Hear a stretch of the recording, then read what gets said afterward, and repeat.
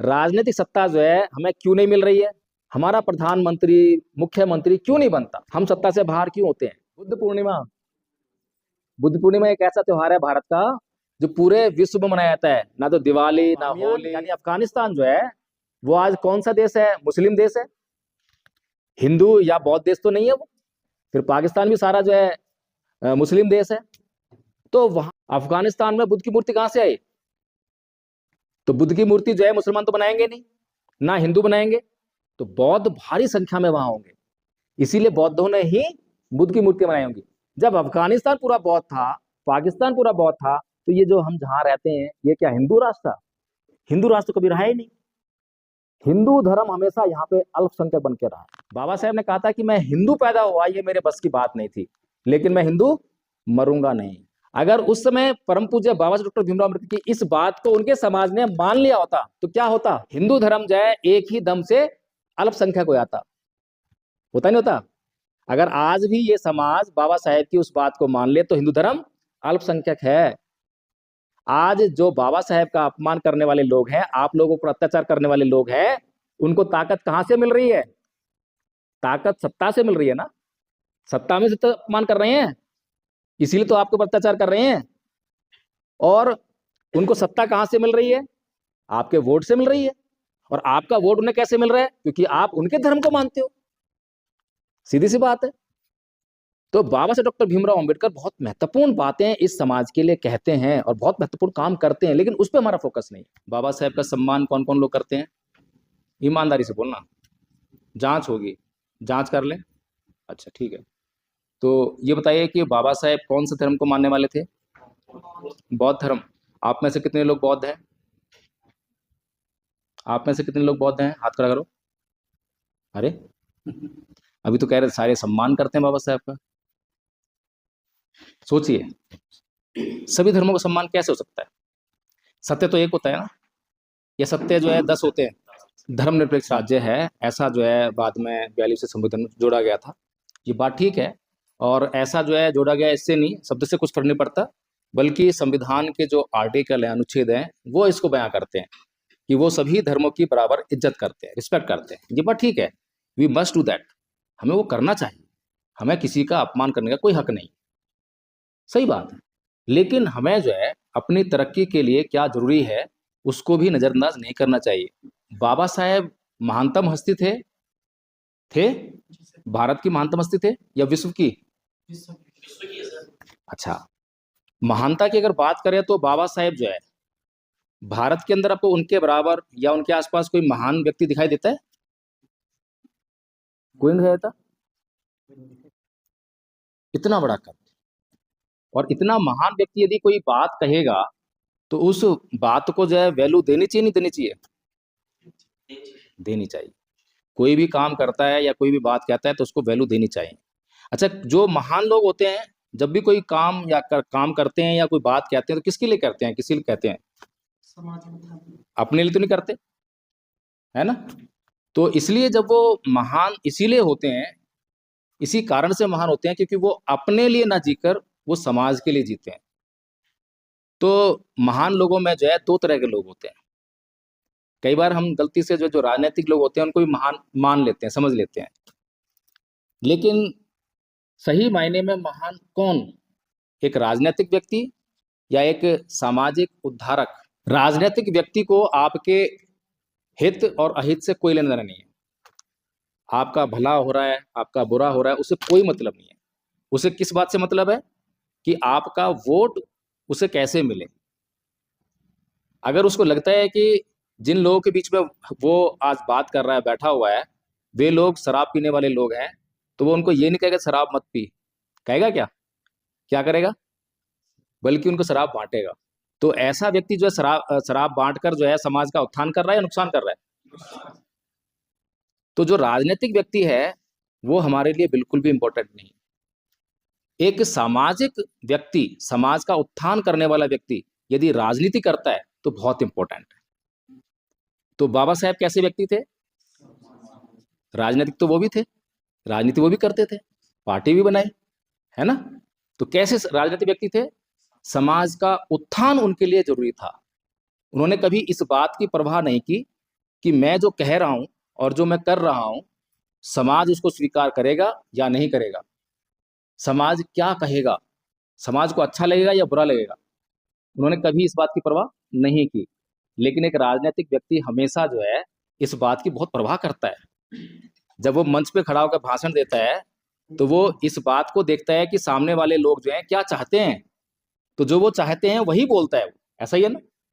वो कभी भी वो बात नहीं बोलेगा जो उनको बुरी लग जाए। अगर उसके बोलने में उनका नुकसान होता है तो नुकसान करेगा वो, उससे फर्क नहीं पड़ता।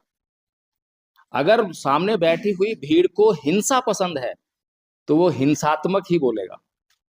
लेकिन एक समाज का उत्थान करने वाला व्यक्ति कभी भी गलती से भी कभी गलत काम नहीं करेगा, कभी भी गलत बात नहीं कहेगा।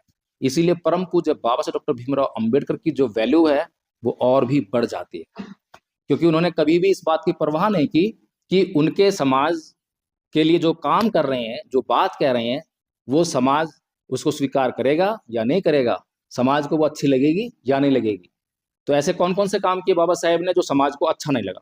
पहले 1905 में ये मुद्दा आया था। उसके बाद जैसे हमारे भीमराव अम्बेडकर ने मांग की कि एसटी एससी के अलग से सीटें दो, तो उसके बेस पे अगर धीरे धीरे कहीं ना कहीं ये भी हो जाता है कि एसटी एससी का जो देश है अलग ही टूट जाता इंडिया से। मेरे कहने का मतलब ये है।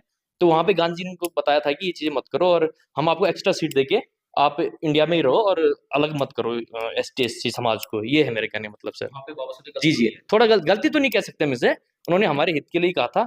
बट लेकिन अगर इनकेस ये होता तो शायद आज पता नहीं देश का क्या होता है, ये मुझे समझ उसमें सर होना तो वही चाहिए जो गांधी जी ने किया था। अच्छा था इनका कि हाँ जी जी। पर लेकिन इनका भी हमारे जो भीमराव अम्बेडकर थे इनका भी कोई गलत गलत मत नहीं था, क्योंकि हमारे साथ बहुत सारे भेदभाव हो रहे थे सर ना एक्चुअली उस टाइम। जब हम चीजों को अच्छी तरह से नहीं समझते हैं तो हम, जो हमारा बुरा करने वाला व्यक्ति होता है, उसके षड्यंत्र का शिकार हो जाते हैं।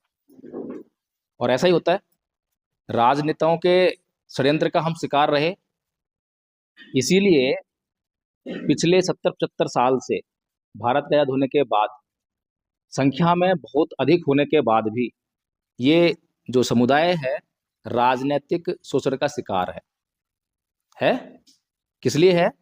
क्योंकि जो राजनीतिक लोग हैं वो इस समाज को किसी ना किसी तरीके से अपने षड्यंत्र में फांस लेते हैं। तो इस बात को समझना चाहिए, बाबा साहेब का लक्ष्य क्या था और गांधी जी का लक्ष्य क्या था, ये हमें समझना पड़ेगा। बाबा साहेब जातिवाद से पीड़ित थे और जातिवाद को उनसे अधिक बेहतर कोई नहीं जानता।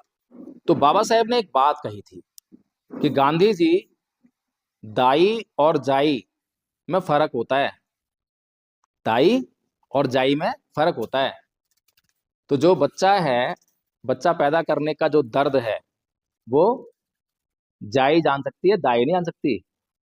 समझ रहे हैं? तो तुम दाई हो सकते हो इस समाज की, लेकिन जाई तो मैं हूं। तो समझ में आ रही है बात? तो इसलिए बाबा साहेब को किसी भी पॉइंट पर गलत कहना हमारे लिए तो बस की बात नहीं है। तो गलत कहने के लिए तो पहले तो उनके बराबर स्टडी करना पड़ेगा, उनके बराबर नहीं कुछ तो करना पड़ेगा। अधिकार है हमें, बाबा साहब ने ये कहा ही नहीं है कि तुम कभी सोचना मत, तुम आंखें बंद कर लेना, जो मैं कह रहा हूं उसी को मान लेना, कभी नहीं कहा। हमारा कोई भी महापुरुष, बहुजन समाज का कोई भी महापुरुष कभी भी ये बात नहीं कहता कि आंखें बंद कर लो और जो मैं कह रहा हूं वही मान लो। बल्कि केवल यही एक समाज ऐसा है जिसके महापुरुष ये कहते हैं कि किसी भी बात को इसलिए मत मान लो कि मैं ही कह रहा हूं, उसको पहले जांच लेना, परख लेना, तब मानना। तो हमारे लिए जो है बाबा साहेब बहुत इंपॉर्टेंट हैं। और बाबा साहेब के बाद जितने भी लोग अभी इस समाज में पैदा हुए जो ये दावा करते थे कि हम सामाजिक हैं, हम सामाजिक नेता हैं, कोई सामाजिक नेता दिखाई देता है आपको उनके बाद? कोई दिखाई देता है? क्यों? कांसीराम जी कैसे नेता थे, सामाजिक या राजनीतिक? देखिए हम लोग क्यों फेल हैं, हम लोग अभी भी अत्याचार क्यों झेल रहे हैं? पिछले 75 साल में संविधान में हमें सारे अधिकार मिल गए, लेकिन वो अधिकार हमें मिल क्यों नहीं रहे हैं? संविधान में तो मिल गए, लेकिन रियल में क्यों नहीं मिल रहे हैं? आज भी आपके ऊपर जो है किसी को जातिवादी अत्याचार करने का साहस कैसे हो जाता है? कैसे हो जाता है? आज भी किसी को बाबा साहेब का अपमान करने का साहस कैसे हो जाता है? आज भी सुप्रीम कोर्ट के चीफ जस्टिस के ऊपर जूता फेंकने की हिम्मत कैसे हो जाती है? कैसे? इसी कारण से, क्योंकि हम जानते ही नहीं है। We are lacking of such type of knowledge जो हमारे लिए बहुत जरूरी है, इसको हमें ग्रहण करना चाहिए। तो बाबा साहेब के बाद अगर समाज का उद्धार करने वाला कोई व्यक्ति था तो वो मान्यवर साहब कांसीराम जी थे। लेकिन क्या है कि अनफॉर्चुनेटली हम उनको राजनीतिक पर्सनालिटी के रूप में देखते हैं, क्योंकि उन्होंने बहुजन समाज पार्टी की स्थापना की। अब पार्टी की स्थापना तो बाबा साहेब ने भी की थी, सोचिए। लेकिन एम क्या है, उद्देश्य क्या है? बाबा साहेब का एम क्या है? समाज का उत्थान करना। कांसीराम जी का उद्देश्य क्या है? समाज का उत्थान करना। बाबा साहेब के बाद जो है, जो आरपीआई बनी थी, रिपब्लिकन पार्टी ऑफ इंडिया, जिसको लोग कहते हैं कि ये बाबा साहेब की पार्टी है, बाबा साहेब के द्वारा बनाई गई है, एक्चुअली असलियत कुछ और थी। वो बाबा साहेब के बाद बनी हुई पार्टी है। तो आरपीआई के लोग जो हैं, जब साहेब मान्यवर कांसीराम जी जो है इस मूवमेंट में बाद में जुड़े, बाबा साहेब के बाद जुड़े, तो जब उनको ये मूवमेंट समझ में आया और जब वो जुड़े तो आरपीआई के लोगों को उन्होंने ज्वाइन किया। आरपीआई के लोगों को ज्वाइन किया तो आरपीआई के लोग जो है, एक समय पर एक संत गाडगे धर्मशाला है, वहां पर कांग्रेस और उनके बीच में एक पैक्ट हुआ, और उसमें आरपीआई के लोगों ने जो है एक सीट के ऊपर जो है कांग्रेस को पूरे देश में समर्थन दे दिया। ठीक है, तो क्यों दे दिया? क्योंकि आरपीआई के लोग ये बोलने लगे थे कि फूले अंबेडकर की विचारधारा पर चलकर हम एमएलए एमपी नहीं बन सकते, ये कहने लगे वो। कांसीराम जी ने किसको फॉलो किया? कांसीराम जी ने भाई इस बात को सुना तो बड़े दुखी हुए, कह रहे यार ये कैसी बात कर रहे हैं, फूले अंबेडकर की विचारधारा तो इतनी महान विचारधारा है, इससे तो समाज का उत्थान हो सकता है, और ये लोग बोल रहे हैं कि ये एमएलए एमपी नहीं बन सकते हैं। फर्क था, समझने में फर्क था। चीजों को मैंने कहा था कि हम लोग समझते नहीं है, जब तक हम किसी चीज को समझेंगे नहीं, सत्य को जानेंगे नहीं, तो उसको अमल में नहीं ला सकते, और जब तक किसी चीज को समझकर हम अमल में नहीं लाएंगे तो वो हमें लाभ नहीं दे सकती। तो फूले अंबेडकर की विचारधारा आरपीआई के लोगों के लिए किस लिए थी? एमएलए एमपी बनने के लिए। अगर किसी को एमएलए एमपी बनना है तो क्या करना पड़ेगा? वोट प्राप्त करना पड़ेगा। उसके लिए क्या करना पड़ेगा? उसके लिए केवल एक ही नीति है, साम दाम दंड भेद। समाज को झूठ बोलो, समाज को मूर्ख बनाओ, समाज को बेचो, जो इस बात में माहिर होगा वो एमएलए एमपी जरूर बन जाएगा। और ऐसा होगा ना, ऐसा ही होता है। तो आरपीआई के लोग क्या कह रहे हैं कि हम लोगों को तो झूठ बोलना है, और बाबा साहब कह रहे हैं कि नैतिक जीवन धारण करना है, झूठ नहीं बोलना है, बौद्ध धर्म अपनाना है। और कांसीराम जी क्या कर रहे हैं? कांसीराम जी कह रहे हैं कि फूले अमृत की विचारधारा जो है इतनी श्रेष्ठ विचारधारा है कि इससे हम लोग जो है अपने उत्थान कर सकते हैं। तो वो क्या करते हैं? फर्क है दोनों में। आरपीआई के लोग खाली एमएलएमपी बनना है, और कांसीराम जी जो है इस विचारधारा का इस्तेमाल करके पहले क्या करते हैं? राजनीतिक पार्टी नहीं बनाते, क्या करते हैं? पहले बाम से बनाते हैं, सामाजिक संगठन। फिर DS4 बनाते हैं, सामाजिक संगठन। समाज को तैयार करते हैं, समाज को तैयार करते हैं किससे? आइडियोलॉजी से, कि बाबा साहेब की आइडियोलॉजी है। क्या बताते हैं समाज को? कि देखो भाई तुम्हारी संख्या क्या है? 85% है, इसमें जो है बहुजन समाज की संख्या 85% है, और जो ये समाज जो तुम्हारे ऊपर शासन कर रहा है इसकी संख्या क्या है? 15% है। यानी कि 15% जो है 85% के ऊपर शासन कर रहा है। तो हमें इसको बदलना है। इस चीज को जब समाज के भीतर वो लेकर गए, लोगों को समझाया, और जो लोग जातिवाद से अधिक पीड़ित थे तो उन्होंने अधिक जल्दी समझ लिया। जो कम पीड़ित थे, वो जो मौज में रहता है आदमी, जो मौज में रहता है आदमी, जिसको आराम रहता है, तो वो काम नहीं करता। काम कौन करता है? जिसको पीड़ा होती है, जिसको भूख लगेगी वो भूख मिटाने के लिए काम करेगा, जिसको भूख नहीं लगी है या जिसको खाने के लिए आराम से मिल रहा है वो भूख मिटाने के लिए काम नहीं करेगा। तो इसीलिए जो है कांसीराम जी ने उस मूवमेंट को सामाजिक मूवमेंट बनाया था, केवल राजनीतिक मूवमेंट नहीं था। राजनीति जो है उनके लिए एक साधन थी। क्या थी वो? साधन। किसके लिए साधन थी? समाज के दुख दर्द को दूर करने के लिए, समाज का उत्थान करने के लिए एक साधन थी। इसलिए मान्यवर साहब कांसीराम जी बाबा साहेब की तरह एक सामाजिक उद्धारक थे, समाज का उद्धार करने वाले थे। ये हमें अच्छी तरह समझ लेनी चाहिए। अब मैंने आपसे पूछा था कि क्या आप बाबा साहेब का सम्मान करते हो, तो आपने जवाब दिया था कि हाँ करते हैं, सबके हाथ खड़े हुए थे। ये तो मैं पूछूंगा अगर मोदी से तो वो भी यही बोल देंगे, आरएसएस वाले से पूछूंगा तो वो भी यही बोल देंगे, किसी भी ऐसे व्यक्ति से पूछूंगा जो आपके ऊपर जो है जातिवाद का अत्याचार करते हैं, जो आप लोगों को रूम देने से पहले आपकी जाति पूछते हैं, उनसे पूछूंगा तो वो भी इनकार नहीं करेंगे, वो भी बोल देंगे हाँ हम भी करते हैं। इसमें क्या जाता है? लेकिन सम्मान करना क्या इतना आसान है क्या? सम्मान करना इतना आसान है क्या? बताइए, सम्मान कैसे होता है? आइडियोलॉजी को फॉलो करके। आप तो इतने समझदार हैं, फिर इतने पीछे कैसे रह गए? आपने दो बातें इतनी गजब की कही हैं। तो सम्मान कैसे होता है? सम्मान हुआ हम अपने बुजुर्ग की बात को माने, क्योंकि हमारा बुजुर्ग जो है कभी भी हमारा बुरा नहीं चाहता। ये बात हमें समझ लेनी चाहिए। हमारा बुजुर्ग हमेशा हमारा भला चाहता है। तो हमारा बुजुर्ग परम पूज्य बाबा साहब डॉक्टर भीमराव अंबेडकर, वो हमारा भला चाहता था। कितना भला चाहता था कि जब उनके बीवी बच्चों के पास खाने के लिए खाना नहीं है, उस समय जो है उनको छोड़कर और विदेश पढ़ाई करने के लिए जा रहे हैं। समझ रहे हैं इस बात को? इतना तो जानते होंगे। ऐसे आदमी को क्या बोलते हैं? अकलमंद बोलते हैं या पागल बोलते हैं? अभी समाज में अगर आप लोग ऐसा कर लो तो क्या बोलोगे? समाज क्या बोलेगा आपको? पागल बोलेगा ना। तो समाज उनको भी पागल ही बोल रहा होगा, पागल बोला होगा ना। लेकिन उस पागल ने अपना मिशन बनाया था, इसलिए उनको छोड़ के गया था, अपने ऐश और आराम के लिए नहीं गया था। और उनको छोड़कर जो है जब विदेश में गया तो ऐश मौज नहीं कर रहा था। क्या कर रहा था? दिन रात केवल एक ही चीज, पढ़ाई पढ़ाई, विद्वता हासिल कर रहा है, विद्वता हासिल कर रहा है। तो इसीलिए परम पूज्य बाबा साहब डॉक्टर भीमराव अंबेडकर इतना दुख दर्द सहन करते हैं। फिर जब उनको संविधान बनाने का मौका मिला तो वो डायबिटिक है ना, डायबिटीज के मरीज हैं, पैर में भयंकर पीड़ा है। लेकिन क्योंकि उनको पता है कि मुझे संविधान बनाने का मौका मिला है, मेरे पास एक मौका मिला है अपने समाज को उस सभी जो समस्याएं हैं उनसे मैं मुक्ति दिला सकता हूँ, एक झटके में दिला सकता हूँ। तो वो आराम नहीं कर रहे हैं, दिन रात 24 घंटे में से 20-20 घंटे जो है वो संविधान पर काम कर रहे हैं। लोग तो गाल बजा देते हैं जरा सी देर में, लेकिन सोचिए रिस्पॉन्सिबिलिटी क्या होती है और उस रिस्पॉन्सिबिलिटी का निर्वहन कैसे होता है। तो क्या करते हैं? पंखे में रस्सी लटकाते हैं, उस पर अपना पैर लटकाते हैं रस्सी में और फिर स्टडी करते हैं। इस तरह संविधान लिखा गया। सोचिए हमारे ऊपर कितना बड़ा कर्ज है, कोई मामूली कर्ज है क्या? एक बार जो है परम पूज्य बाबा साहब डॉक्टर भीमराव अंबेडकर और नेहरू जी संसद से बाहर निकल रहे थे और नेहरू जी बोलते हैं, अरे अंबेडकर, तुम किन लोगों के लिए काम कर रहे हो? ये लोग तुम्हें कुछ देने वाले नहीं है। और बात भी सही थी। जिस व्यक्ति ने इस देश के लोगों को वोट देने का अधिकार दिया, वही व्यक्ति अपना पहला चुनाव हार गया।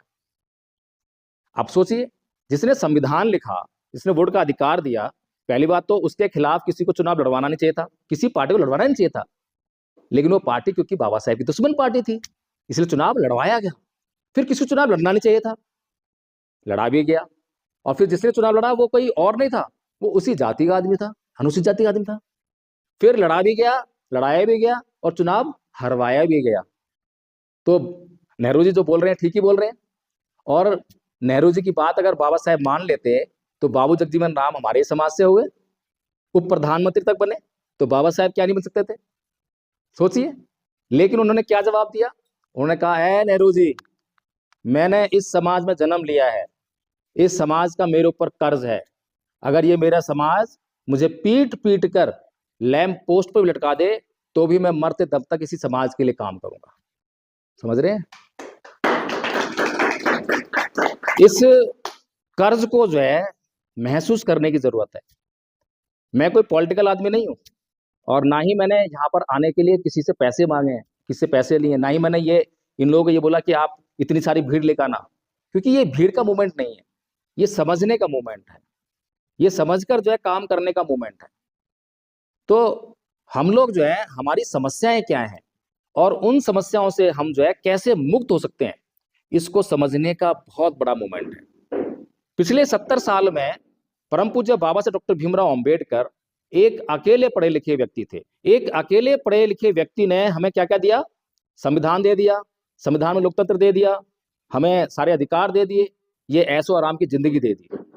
लेकिन आज जब लाखों करोड़ों लोग पढ़ लिख गए हैं, पढ़ लिख गए ना, जितने भी आईएएस आईपीएस हैं इस जाति से, एससी एसटी ओबीसी के, सब पढ़े लिखे हैं, कोई अनपढ़ थोड़ा ना है। जितने भी गवर्नमेंट जॉब में सब पढ़े लिखे हैं, जितने भी नेता लोग सब पढ़े लिखे हैं। उसके बाद भी चारों तरफ से आवाज क्या आती है कि संविधान खतरे में है, लोकतंत्र खतरे में है, हमारे अधिकार खतरे में है। ऐसा आ रही है ना आवाज।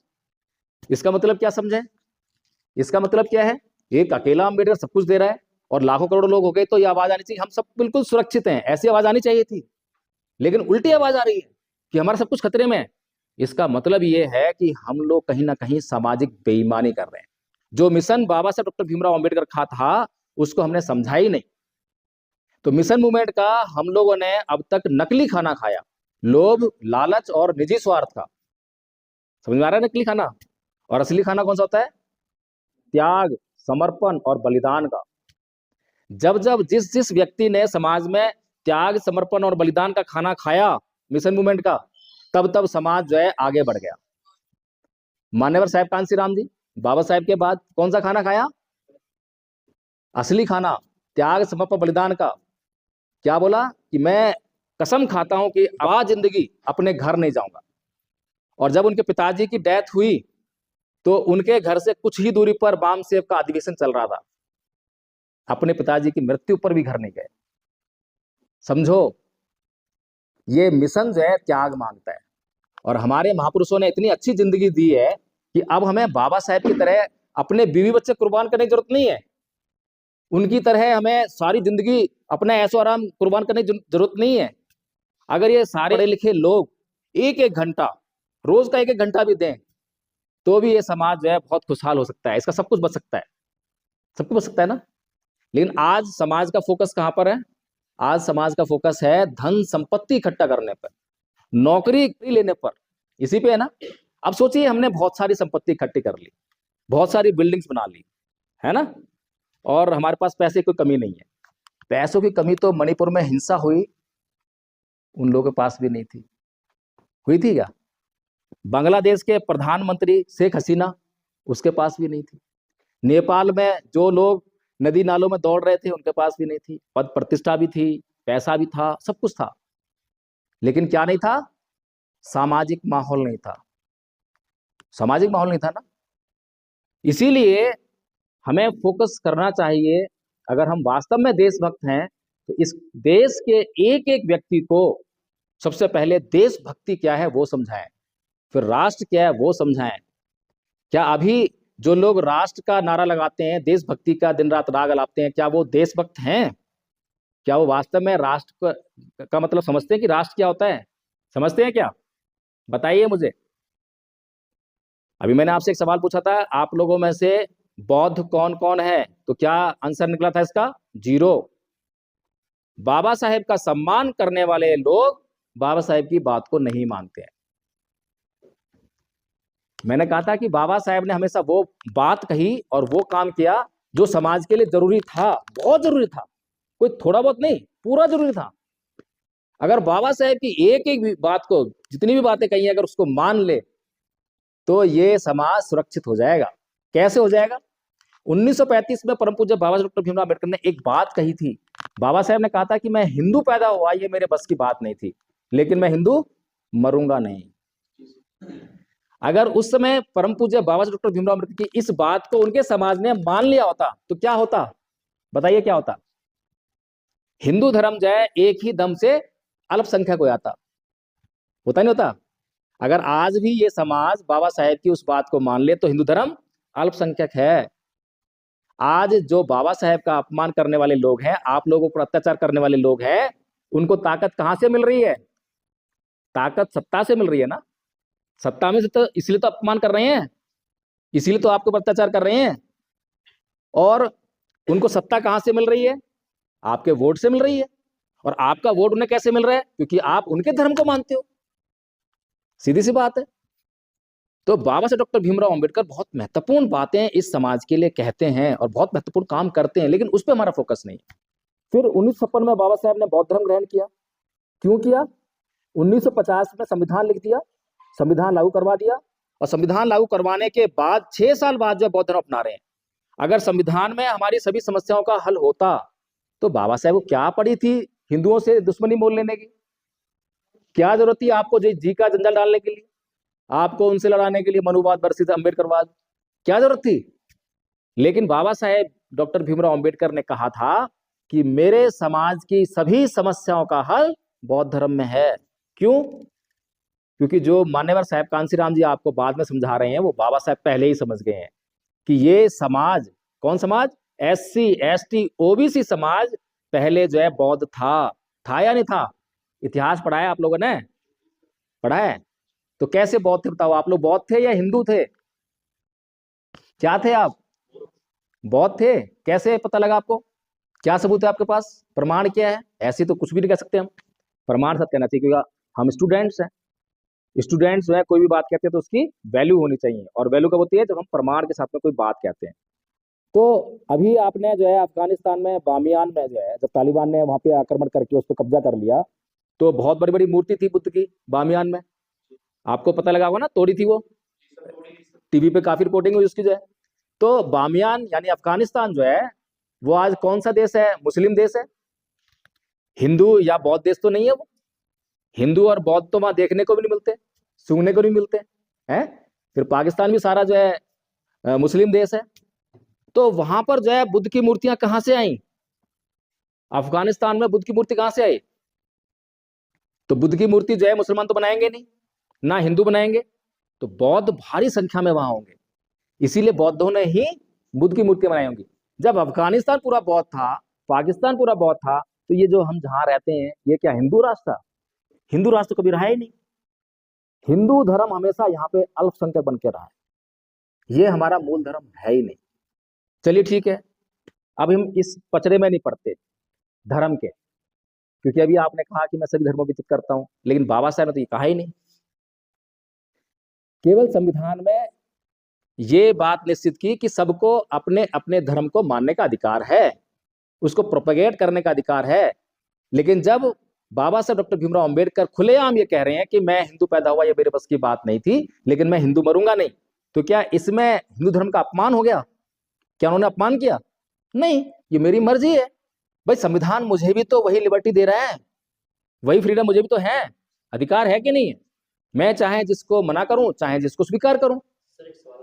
इस देश के इतिहास को जब परम पूज्य बाबा डॉक्टर अम्बेडकर ने स्टडी किया, तो उन्होंने पाया कि इस देश का इतिहास जो है दो संस्कृतियों के संघर्ष का इतिहास है, इसके अलावा कुछ नहीं है। एक तरफ ब्राह्मण संस्कृति है, दूसरी तरफ बौद्ध संस्कृति है। ठीक है, जब भगवान बुद्ध ने इस देश में अपने धम्म का प्रचार किया, तो उस धम्म को जो है सबने ग्रहण किया, क्योंकि ये धम्म जो है दवा था, लोगों के दुख दर्द दूर करने का एकमात्र रास्ता था। तो बहुत सारे ब्राह्मण भी इस धर्म का हिस्सा बने। आज भी बहुत सारे ब्राह्मण जो है, अभी पीछे आपने केदारनाथ पांडे नाम सुना होगा, सुना है?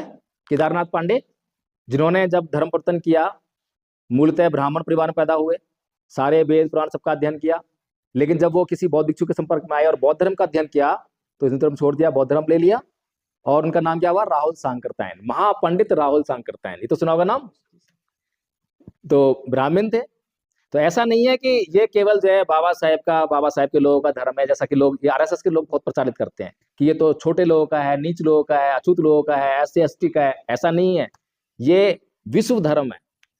भारत का ऐसा कौन सा फेस्टिवल है जो पूरा विश्व मनाता है? कौन सा फेस्टिवल है? बुद्ध पूर्णिमा। बुद्ध पूर्णिमा एक ऐसा त्योहार है भारत का जो पूरे विश्व में मनाया जाता है, ना तो दिवाली ना होली।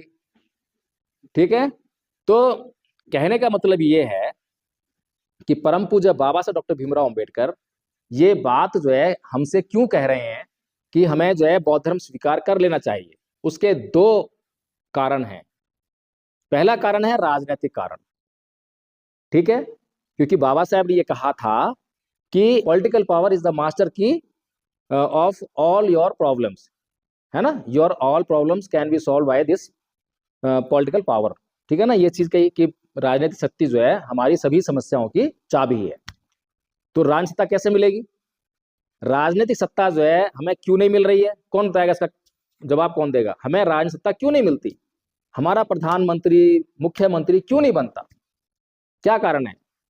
हम सत्ता से बाहर क्यों होते हैं? सत्ता लेने के लिए वोट चाहिए, और वोट एक नहीं चाहिए, बहुत सारे चाहिए। और किन लोगों का चाहिए? उन लोगों का चाहिए जो कि विभिन्न जाति, विभिन्न धर्मों, विभिन्न भाषाओं, विभिन्न क्षेत्रों, भाई इतने बंटवारे हैं कि उनको इकट्ठा करना, जो इकट्ठा कर लेगा वही सत्ता हासिल कर लेगा। सीधी सी बात है, यूनाइट करना मुश्किल है। तो जो यूनाइट कर लेता है वो सत्ता मिल जाती है, जो यूनाइट कर लेगा वो एमएलए बन जाएगा, जो यूनाइट कर लेगा एमपी बन जाएगा। तो बाबा साहेब इस बात को जानते हैं। बाबा साहेब जानते हैं कि ये समाज जो है हजारों जातियों में बटा हुआ है।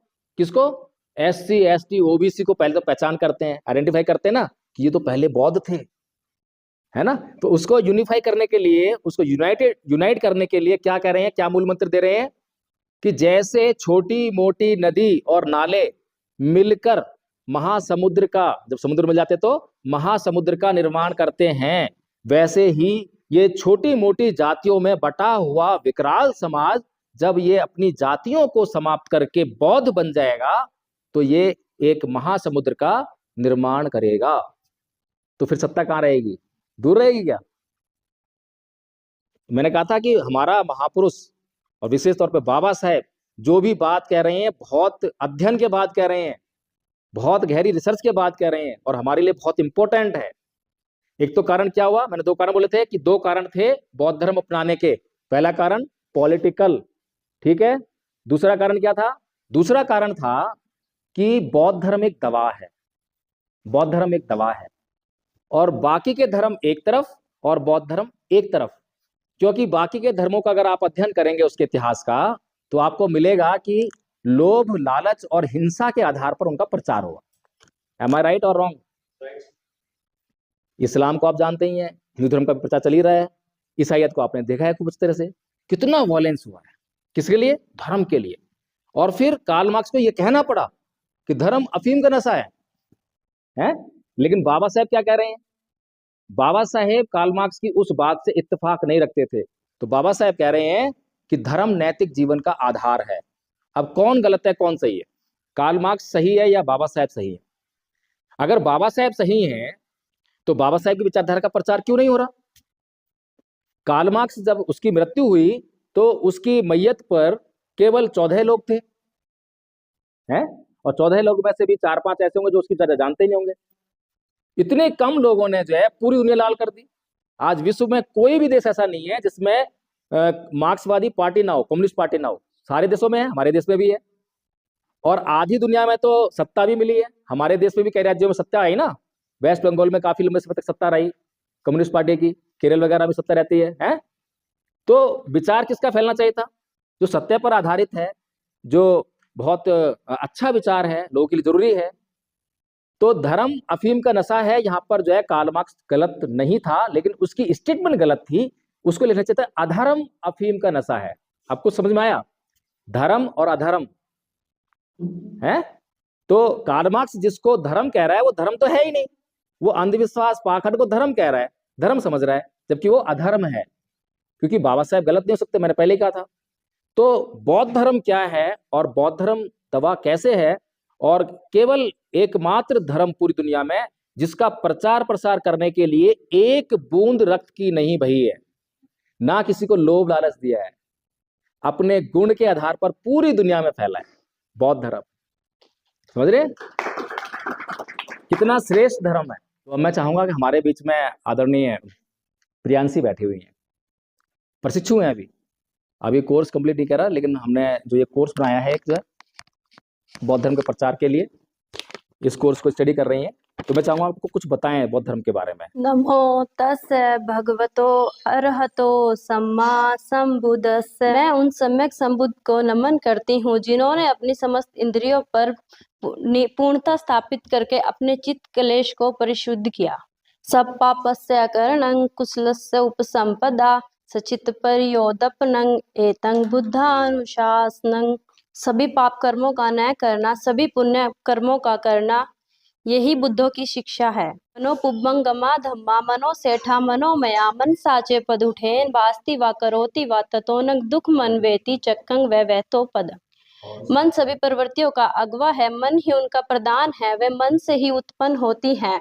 अगर हम कोई भी काम दूषित मन से करते हैं तो दुख हमारा अनुसरण उसी तरह करता है जिस तरह की चक्का पहिया खींचने वाली बैलों के पैरों का। नहीं वेरण वेराणी समन्तित कुदाचनंग ऐस धम्मो सनातनो। वैर से वैर कभी शांत नहीं होता, अवैर से ही वैर शांत होता है। लेकिन जो हमारे छोटे छोटे बच्चे जो हैं, जो आचार्य बन चुके हैं, सम्मा संबुद्धस्स, मैं उन सम्यक संबुद्ध को नमन करना चाहता हूँ जिन्होंने अपनी समस्त इंद्रियों पर नियंत्रण स्थापित करके अपने चित्त कलेशों का अंत कर दिया और काम, क्रोध, लोभ, द्वेष, इच्छा, राग इत्यादि को अपने चित्त से निकाल मार कर अपने चित्त को परिशुद्ध किया। मनो पुबंगमा धम्मो बुद्धसेट्ठा मनो मय मनसा च पदुतेन भासति वा करोति वा तत्तो ये कितने छोटे बच्चे हैं? सब पाप समझ में आया है कि ये जो बौद्ध धर्म है क्या क्या इसमें ऐसा है जो इसको एक भी बूंद जो है रक्त की नहीं बहानी पड़ी और पूरी दुनिया इसको एक्सेप्ट कर रही है। अभी आपने यूक्रेन और रूस का युद्ध देखा, अभी वो बैठ के जो क्या कर रहे हैं, समझौता कर रहे हैं, शांति स्थापित करने के लिए इसको बंद करने की बात कर रहे हैं। यही बात जो है बुद्ध ने जब कहा है कि ना ही वेरेन वेराणी समन्ति द्वाचनंग अवेरन च समन्ति ऐस धमोसनंतनो, कि वैर से कभी वैर शांत नहीं होता, अवैर से ही वैर शांत होता है, यही सनातन नियम है। जब बुद्ध ये कह रहे हैं और 2500 साल पहले कह रहे हैं, तो अगर ये दोनों लोग जो हैं, अभी खाली दोनों नेताओं की नाक का सवाल था, वहां की दोनों देशों की पब्लिक नहीं चाहती थी, कितनी हानि इनको उठानी पड़ी, और रिजल्ट क्या हुआ? कौन जीता? कोई नहीं जीता। और हारा कौन? दोनों हार गए, दोनों हार गए। और बुद्ध के धम्म में कौन जीतता है? दोनों जीतते हैं। हारता कौन है? कोई भी नहीं हारता। कितना श्रेष्ठ धर्म है, कितना कल्याणकारी धर्म है। कुछ लोग कहते हैं कि हम तो नास्तिक बनकर जी लेंगे, हमें किसी धर्म की जरूरत नहीं है। नंबर लाइन जानते हैं? नंबर लाइन पर 0 बीच में है, एक तरफ जो है नेगेटिव नंबर्स हैं, दूसरे पॉजिटिव नंबर्स हैं। नेगेटिव नंबर्स अंधविश्वास और पाखंड है, तो अंधविश्वास पाखंड हमने छोड़ दिया, हम 0 पर आ गए। लेकिन अगर 0 पर रहेंगे और प्लस में नहीं जाएंगे तो क्या होगा? संभावना क्या है? कभी भी नेगेटिव में घुस जाएंगे। संभावना तो प्लस की तरफ भी है, लेकिन हमारे जीवन में हम अगर सोचें कि बहुत जल्दी क्या घटता है, भगवान बुद्ध धम्मपद में गाथा कहते हैं, अभित्रेत कल्याणे पापा चतंग निवारिये दंदंग ही करोति पुण्यं पापस में रमते मनो, कि शीघ्रता कीजिए पुण्य कर्म करने में, क्योंकि जल्दी ही मन जो है पाप में डूबने वाला है। क्योंकि हम हर क्षण कुछ ना कुछ कर रहे हैं, या तो पाप कर रहे हैं या पुण्य कर रहे हैं, दोनों काम एक ही वक्त में नहीं कर सकते। अगर पाप कर रहे हैं तो पुण्य नहीं कर रहे हैं, और पुण्य कर रहे हैं तो पाप नहीं कर रहे हैं। ठीक बात है ना? तो इसीलिए जो है हमें ये समझना चाहिए कि जो बुद्ध का धम्म है वो प्लस वाली नंबरिंग है, प्लस वाली नंबरिंग है। फिर आपका जो प्रश्न था कि पुनर्जन्म पर है, एक मिस्ट्री बनी हुई है, लेकिन इसको जो है हम लोग कभी भी ये नहीं कहते हैं कि आप मान लीजिए, क्योंकि बुद्ध का धर्म जो है स्वयं से अनुभव करने का धर्म है, कुछ भी मानने का तो है ही नहीं। भगवान बुद्ध कभी भी नहीं कहते कि मान लीजिए। भगवान बुद्ध तो साफ साफ कहते हैं कि मेरी शरण में भी ये मानकर मत चले आना कि भगवान बुद्ध बहुत सुंदर बोलते हैं, भगवान बुद्ध बहुत सुंदर दिखते हैं, भगवान बुद्ध का धम्म जो बहुत अच्छा है, बहुत सुना है, इससे कोई फायदा होने वाला नहीं है। सबसे पहले इस धम्म की जांच कर लेना, ये जांच कर लेना कि जो मार्ग बताया जा रहा है वो तुम्हारा कल्याण कर सकता है या नहीं कर सकता। जब ये जांच कर लो और तुम्हें लगे, ये पता लगे कि हाँ ये कल्याण हो सकता है, तभी तुम मेरी शरण में आना। क्योंकि अगर तुम बिना जांच किए, बिना संदेह मिटाए, बिना प्रश्न किए मेरी शरण में आ भी गए, तो तुम्हें मैं मार्ग बताऊंगा, तुम उस पर चल नहीं पाओगे, क्योंकि बिना श्रद्धा के कहाँ चल पाता आदमी। और जब जिस टीचर के भीतर, जिस बात के भीतर हमारी श्रद्धा आ जाती है, तो उसके बाद हमारा डेडिकेशन आता है, श्रद्धा से डेडिकेशन आता है।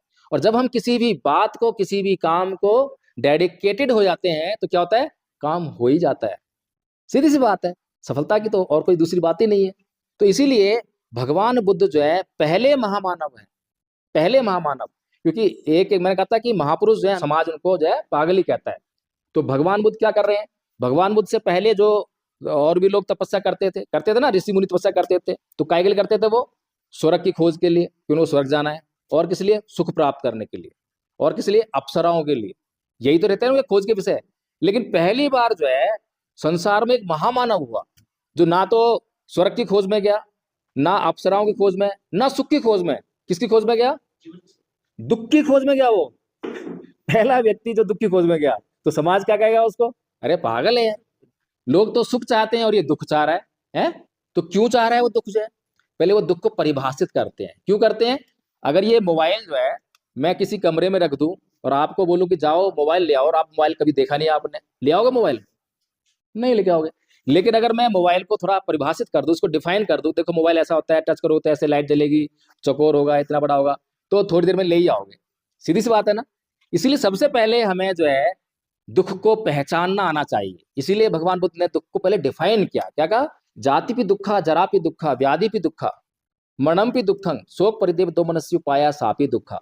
यम्पि छंगने लभति तम्पि दुःखं पियहि विपयोगो दुःखो अपियहि संपयोगो दुःखा संकितेन पचुपादान खंदापि दुःखा। यानी कि जन्म लेना दुख है दुख होता है, फिर रोग दुख है, बुढ़ापा दुख है, मरना दुख है, प्रियजन जब बिछड़ते हैं तो दुख होता है, अप्रियजन जब मिलते हैं तो दुख होता है, जो चीज हम चाहते हैं नहीं मिलती है तो दुख होता है।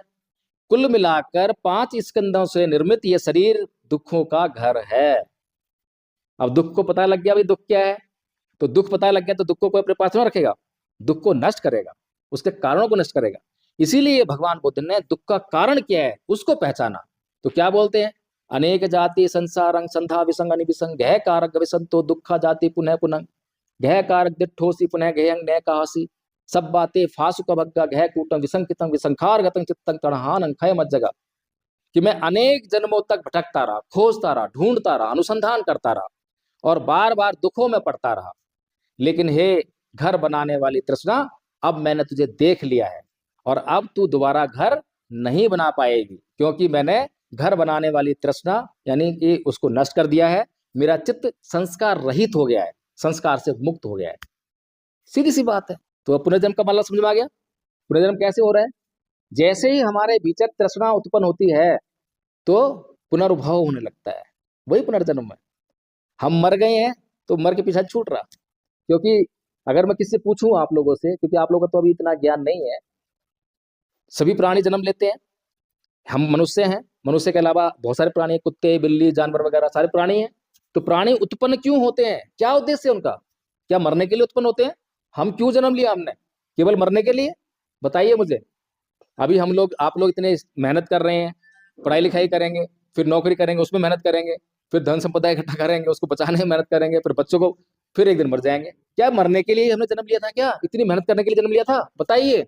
नहीं, जन्म का लक्ष्य है, उत्पन्न होने का लक्ष्य है, जीवन का लक्ष्य है निर्वाण को प्राप्त करना।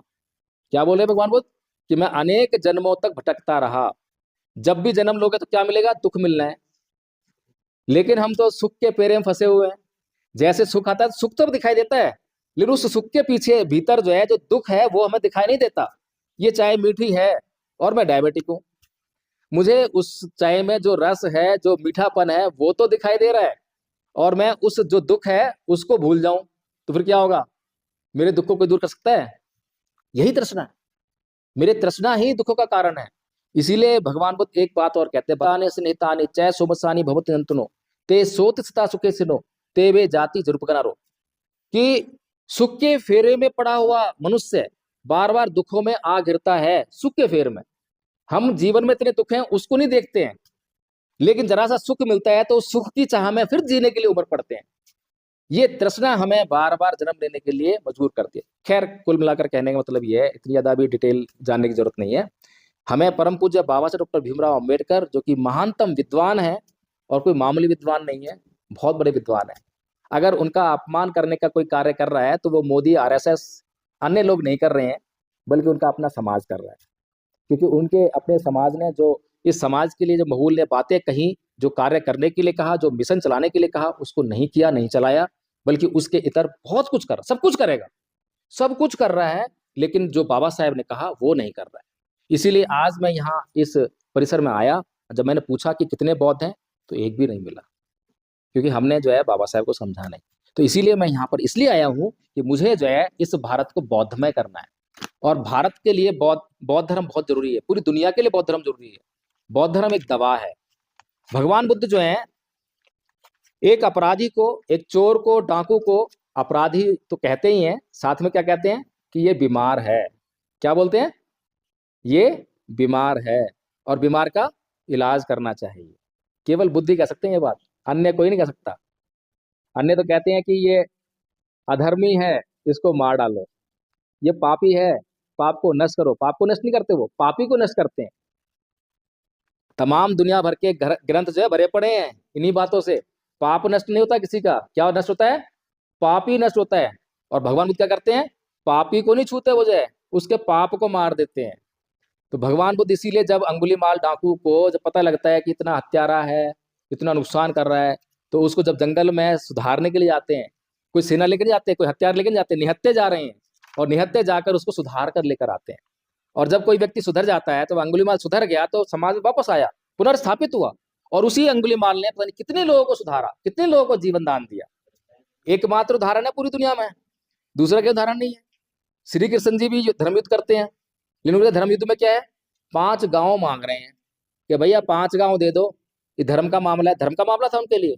किसका सपोर्ट किया उन्होंने? पांडवों का। पांडव धार्मिक थे क्या? बताइए मुझे। अभी मैं थोड़ी सी आलोचना इसलिए कर रहा हूं ताकि आलोचना करने मतलब होता है सुधार करना, आलोचना करने मतलब बुराई करना नहीं है। बुराई करने मतलब होता है हम झूठ साच कुछ भी बोलेंगे बदनाम करना है। मैं बदनाम नहीं करना, बल्कि आंखें खोलने के लिए, समझने के लिए बात कर रहा हूं। क्या पांडव धार्मिक थे और क्या दुर्योधन अधार्मिक था? एक विषय है या नहीं है? क्या जुआ खेलना धर्म होता है? क्या जुए में अपनी स्त्री को, अपने भाइयों को हारना धर्म होता है? तो श्री कृष्ण जी किसके साथ खड़े हैं? धर्म के साथ में या अधर्म के साथ में? और पूरा देश क्या कर रहा है? सोचिए।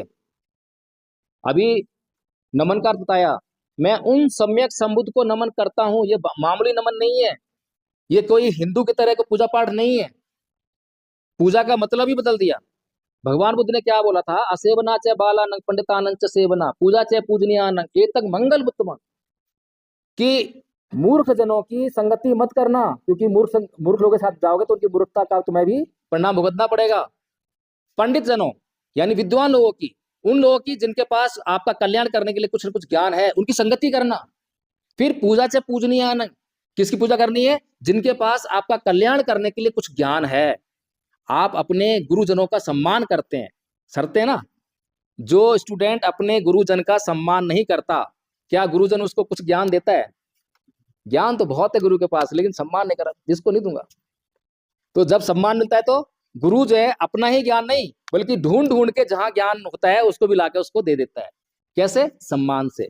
तो भगवान बुद्ध जो पूजा का मतलब यही कह रहे हैं। ये नहीं है कि धूप बत्ती अगरबत्ती इससे करो वैसे करो, कुछ भी करो, उसको सम्मान फील होना चाहिए, क्योंकि उसके पास एक गुण है आपका कल्याण करने का।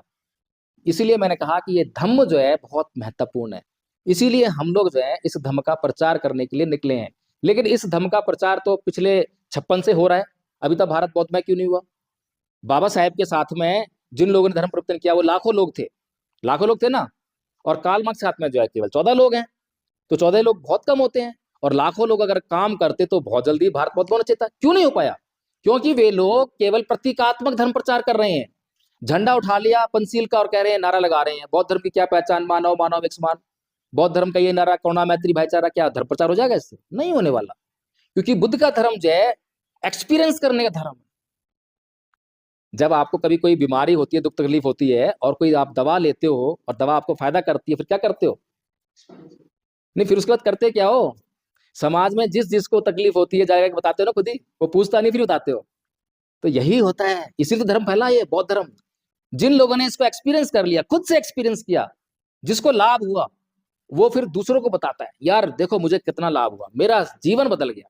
ऐसे ही हमने जो है ये कोर्स जो है, इसके ऊपर बहुत सारी पिक्चर्स भी हैं। ये कोर्स अब तक जो है 250+ लोगों को करा दिया और उनका जीवन बदला। और हम ये गारंटी देते हैं कि जो ये कोर्स कर लेगा उसका जीवन ना बदले तो हमारी गर्दन पकड़ लेना। ऐसी गारंटी कोई डॉक्टर भी नहीं दे सकता, आपको दे सकता है क्या? लेकिन हम गारंटी दे रहे हैं, मेरा गर्दन पकड़ लेना। लेकिन एक कंडीशन है, अगर मैं आप लोगों को एक कार गिफ्ट कर दूं तो आपको फायदा होगा? होगा नहीं होगा? नहीं होगा, क्योंकि कार को चलाना सीखना पड़ेगा। सही कह रहा हूं? अब कार आपने चलाना सीख तो फायदा हो ही जाएगा, हो जाएगा? तब भी नहीं होगा, क्योंकि कार को चलाना पड़ेगा। आप समझ में आ गई बात? तो ये कोर्स जो है पहले तो याद करना होता है। जब इसको याद कर ले, जैसे इनको याद है, ये जितने बच्चे छोटे छोटे याद है, यहाँ पर 5 साल से लेकर 80 साल तक के लोगों ने इस कोर्स को याद किया है। कोई बहाना नहीं किसी के पास कि मैं नहीं कर सकता। अनपढ़ महिलाओं ने, अनपढ़ पुरुषों से लेकर प्रोफेसर तक, PhD तक लोगों ने इसको कोर्स को किया है और सबको फायदा हुआ है। एक छोटी सी घटना बताता हूं आपको कि कैसे फायदा होता है। हमारे एक साथी हैं, दिल्ली पुलिस में जॉब करते हैं। तो वो हमारे साथ में, हम दोनों हस्बैंड वाइफ, और वो दोनों हस्बैंड वाइफ जो है तो पार्क में सुबह सुबह मिला करते थे, एक्सरसाइज कर रही। उसके बाद जो यही धर्म की हम जो थोड़ी सी एक गाथा याद कर रहे थे। तो वो गाथा जो है उनको सुना रहे थे, वही सिखा रहे थे। उन्होंने सीख भी ली थी, याद कर ली थी, अर्थ भी याद कर लिया था। अकोछी मंगा बदी मंगा जिनी मंगा आसी में ये चत्तंग उपनयन की व्यंग्य संग न संबत्ति। उसने मुझे मारा, उसने मुझे डांटा, उसने मुझे लूट लिया, उसने जीत लिया, जो ऐसा अपने मन में रखते हैं उनका वैर कभी शांत नहीं होता। ये गाथा उनको याद करा दी थी। एक बार उनकी मैडम का फोन आया, प्रकाश जी घर पे आ जाइए। 3 दिन से बोलचाल नहीं है। अब सोचिए 3 दिन से बोलचाल नहीं, कितनी गंभीर समस्या पैदा होगी। हम लोग घर पे गए तो वो ड्यूटी से वापस आए थे और मैडम उनके लिए पानी लेकर आई।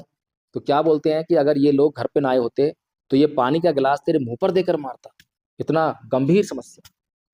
तो मैंने उनसे केवल एक बात पूछी कि आदरणीय जी ये बताइए, हम हर रोज सुबह सुबह एक गाथा याद करते हैं, उसका मतलब क्या है, बस इतना बता दीजिए। इतना पूछना था और उनके चेहरे से गुस्सा बिल्कुल छू, चेहरे पर मुस्कान आ गई और उसके बाद वो पानी का गिलास लिया, पी लिया और बिल्कुल नॉर्मल। सोचिए क्या हुआ और क्या हो रहा है। क्या हमारे देश में, इस दुनिया में हर कोई इस समस्या से पीड़ित नहीं है? क्या हर एक घर में ये समस्या नहीं चल रही है? लेकिन हम तो बुद्ध के धम्म को प्रतीकात्मक लेके चले, सिंबॉलिक बना रखा है, पूजा पाठ करने के साथ बना रखा है। ये पूजा पाठ करने के लिए नहीं है, ये जीवन में अपना एक्सपीरियंस करने का है। हर क्षण जो है मैं क्या कर रहा हूं उसको समझने का धर्म। अगर इतना मैंने कर लिया तो मेरे जीवन से पाप कम होता रहेगा, पुण्य आता रहेगा। मतलब अच्छे जो काम है वो बढ़ेंगे और गलत काम जो है कम होते रहेंगे। फिर मेडिटेशन पर आधारित है। केवल बुद्ध ने ये टेक्निक दी है। अभी आपको कोई भी आपका बुजुर्ग जो है जब काम करने के लिए कहता है क्या बोलता है? ध्यान से करियो। ध्यान मतलब क्या होगा? With full focus. जो काम दिया उसी पे फोकस रहना चाहिए। अब ये फोकस हमारा अधूरा है, इसीलिए हमारी स्टडी कम है? अब जो लोग जर्नल क्लास से कंपटीशन करते हैं, जो एग्जाम देते हैं, उनकी रैंक कितनी जाती है? उनके लिए नंबर कितने चाहिए? बहुत ज्यादा चाहिए। हम लोग को रिलैक्स मिलता है तो कम नंबर चाहिए। ऐसा क्यों? हमारे अंदर कोई क्वालिटी नहीं है क्या? क्वालिटी है क्या? नहीं है, सब कुछ है हमारे अंदर, लेकिन हम अपने भीतर की क्वालिटी को पहचान नहीं पा रहे। बुद्ध के धम्म को जो अपना लेगा, इस पे हमने लिखा है, देखिए, क्षमा करना सीखिए, सहनशील बनिए, धैर्य रखिए, अप्रमादी रहिए। अप्रमादी क्या है? जो मैंने संकल्प ले लिया, जब तक वो संकल्प पूरा ना हो मैं चैन से नहीं बैठूंगा। यही तो एक कारण है। हमारा लक्ष्य ही छोटा होता है। लक्ष्य क्या है? एससी की कितनी लिस्ट आती है? इतनी, हाँ बस इतना लेना है। अब वो उतना भी ना पाता। अगर जनरल वाले का लक्ष्य क्या है? उतना, और भाई उतना नहीं आ गया तो नौकरी मिलेगी, उतना है, उससे ज्यादा लेना है। लक्ष्य, बाबा साहब कहते हैं लो एम इज क्राइम, छोटा लक्ष्य अपराध है। कहने के लिए आदरणीय साथियों, बच्चों, बहुत कुछ है मेरे पास, लेकिन बहुत समय लग जाएगा। मैं आप लोगों को, ठंड का समय है, मुझे पहले ही आगाह कर दिया गया था आदरणीय मुरारी जी ने, फिर भी मैंने आप लोगों का इतना बहुमूल्य समय लिया है, इसके लिए मैं क्षमा प्रार्थी हूँ, आपको जो भी कष्ट हुआ है। लेकिन मैं आप लोगों से ये उम्मीद करता हूँ कि परम पूज्य बाबा साहब डॉक्टर भीमराव अम्बेडकर के प्रति जो है सच्चाई से कृतज्ञ होइए, कृतज्ञता को समझिए, उस कर्तव्य बोध को समझिए। अगर आप लोग इसको समझ गए, इस मूवमेंट को समझ गए, तो हम लोग जो कार्य कर रहे हैं वो बहुत जल्दी सफल होगा। नहीं समझे तो सफलता तो मिलेगी, आज नहीं तो कल। आरएसएस की स्थापना 1925 में हुई थी, 2014 में उनको सत्ता मिली थी। 100 साल तक उन्होंने जो है मेहनत करी, अनवरत मेहनत की, और उन्होंने पॉलिटिकल पार्टी नहीं बनाई, सामाजिक कार्य किया, धार्मिक कार्य किया। और उनका जो कार्य है वो झूठ पर और कल्पनाओं पर आधारित है। झूठ पर और कल्पनाओं पर आधारित कार्य को भी उन्होंने समाज में फैला दिया, और हमारा कार्य सच्चाई पर आधारित है। बताइए, एक भी बात मैंने गलत कही आपको? कितना इंपॉर्टेंट बातें कही, लेकिन इसका प्रचार नहीं हो रहा है। जब इसका प्रचार नहीं होता फैलेगा क्या? झूठ का प्रचार हो, झूठ फैलेगा, सत्य का प्रचार हो, सत्य फैलेगा। सीधी सी बात है। सत्य बड़ी जल्दी हार मान जाता है, क्योंकि सत्य को मानने वाले लोग, अच्छे लोग जो हैं, डर जाते हैं, घबरा जाते हैं, संघर्ष से हत्या डाल देते हैं। लेकिन चोर उचक्के और झूठ बोलने वाले लोग कभी हथियार नहीं डालते, कभी सरेंडर नहीं करते, दिन रात लगे रहते हैं, तो कामयाब होते हैं। सीधा सा मूल मंत्र है। तो ठीक है, मैंने अपनी बात समाप्त कर दी है। और जिन लोगों को ये कोर्स करना है, ये पंपलेट मुझसे ले ले और अपना जो है नाम नंबर मुझे लिख कर दे दीजिए। आप जो है इस कोर्स में जो है, बहुत छोटा कोर्स है, 2-3 दिन लगेंगे, आराम से करेंगे और कराएंगे हम। जिम्मेदारी हमारी है, हम केवल ये कहते हैं अपनी सहमति दीजिए। आप बोलिए कि आपको रात के 12 बजे टाइम है, तो रात के 12 बजे आपकी व्यवस्था करेंगे। वैसे हमारी गूगल मीट चलती है, गूगल मीट से सब कुछ सिखाया है। जो है सुबह चलती है 5 से 8, दोपहर को 3 से 4:30 चलती है, शाम को जो है 7 बजे से 10 बजे चलती है। गूगल मीट जुड़िए, आप केवल 15 मिनट एक बार वाचन करिए और क्विट कर दीजिए। स्टूडेंट्स है ना, आपका टाइम नहीं खराब करेंगे, ठीक है ना। और जब ये आप कोर्स कर लेंगे और इसको आप समझ लेंगे, फिर दूसरों को भी कराइए, बताइए दूसरों को कि ये कितना इंपॉर्टेंट है, हमारे समाज का मिशन क्या है, बाबा साहब का मिशन क्या है, हम लोग, हमारे दुख कैसे दूर हो सकते हैं। तो इससे हमें दोनों दुख दूर होने वाले हैं। राजनीतिक दुख जो है वो भी दूर होगा, और जो आध्यात्मिक दुख जो है, मानसिक दुख जो है, वो भी दूर होगा। तो ठीक है, मैं अपनी बात की समाप्त करता हूँ। बहुत बहुत साधुवाद, धन्यवाद।